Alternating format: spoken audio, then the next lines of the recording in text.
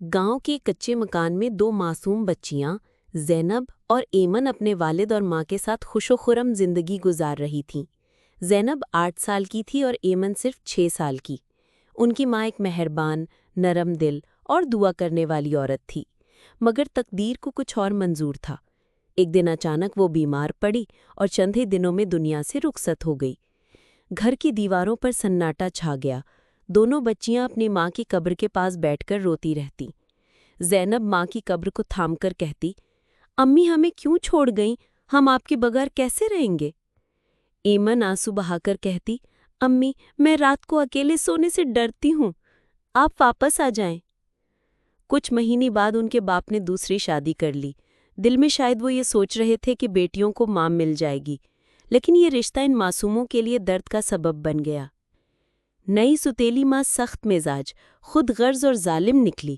وہ بچیوں کو اپنے بچے نہیں سمجھتی تھی۔ صبح سویرے انہیں جگا کر کہتی، چلو کام پر لگ جاؤ، یہ گھر صفائی کے بغیر نہیں رہ سکتا۔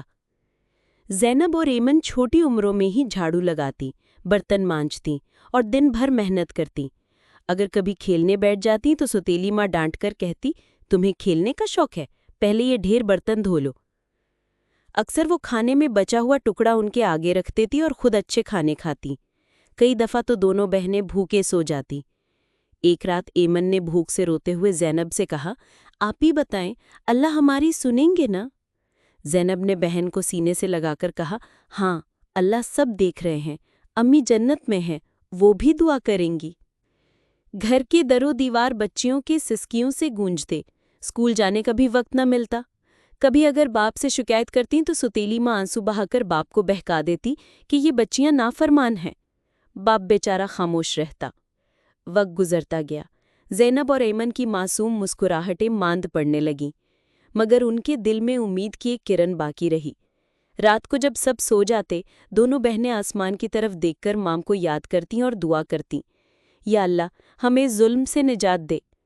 ان کی آنکھوں کی آنسو اور چہروں کا دکھ دیکھ کر بھی لگتا تھا جیسے یہ بچیاں ابھی تک اپنی ماں کے لمس کو محسوس کرنے کی کوشش کر رہی ہیں، لیکن خالی آنگن، سرد کمرہ اور بے رحم سوتیلی ماں ان کی زندگی کو مزید کٹھن بنا رہی تھی۔ سوتیلی ماں ہمیشہ زینب اور ایمن پر ظلم کرتی، مگر ایک دن قدرت نے اس کے سامنے ایسا امتحان رکھ دیا جس نے اس کے دل کو بدل دیا۔ گرمیوں کی دوپہر تھی، سوتیلی ماں باورچی خانے میں آگ کے پاس روٹی پکا رہی تھی کہ اچانک اس کا دوپٹہ چولہے کی آگ سے جلنے لگا۔ وہ گھبرا کر چیخنے لگی، بچاؤ، بچاؤ! گھر میں اس وقت صرف زینب اور ایمن موجود تھیں۔